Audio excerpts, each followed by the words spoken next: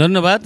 টানা কয়েকদিনের বৃষ্টিতে বাজার যেমন আপনার একদম বলতে পারেন স্বাভাবিক হয়ে গেছিল, তারপর হঠাৎ করেই যেন আ বৃষ্টি নেই এবং প্রচণ্ড গরম। এই প্রচণ্ড গরমে আমরা বাজারে কিন্তু যেভাবে লোক দেখার কথা দেখতে পাচ্ছি না।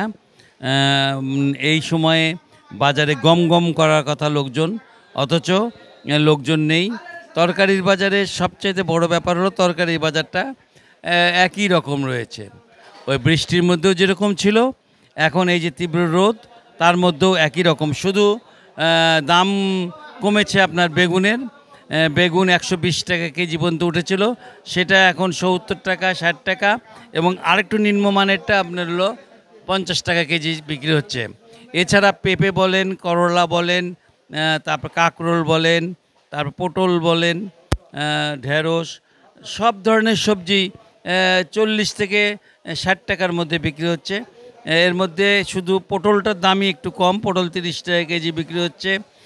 আর অন্যান্য যে সবজি, সব সবজিগুলোই বিক্রি হচ্ছে কিন্তু আপনার হলো ৪০ থেকে ৫০-৬০ টাকার মধ্যে।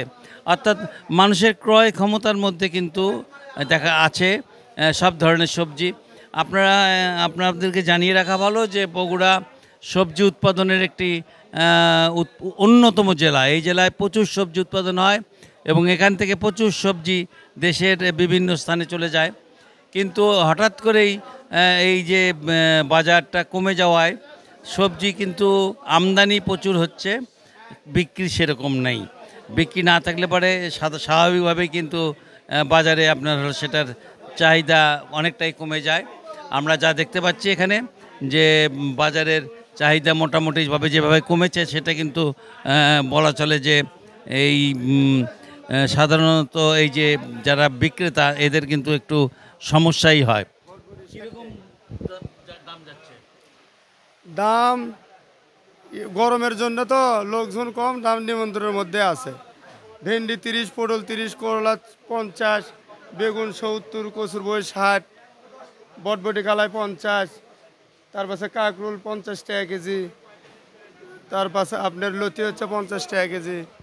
আপনারা শুনছিলেন যে বিভিন্ন দামগুলো উনি বলছিলেন, সে দামগুলো মোটামুটিভাবে কিন্তু ক্রেতাদের নাগালের মধ্যে, অর্থাৎ হাতের নাগালে যখনই হবে তখনই কিন্তু মানুষের ভিতরে একটা স্বস্তির ভাব আসবে। এখন বগুড়ার যে বাজার, যে বগুড়ার বাজারে আমরা দেখতে পাচ্ছি যে মানুষের মনে কিন্তু স্বস্তির ভাব এসেছে। অন্তত সবজির দামটা একদম হাতের নাগালে। মোটামুটি এই ছিল আমার কাছে সর্বশেষ।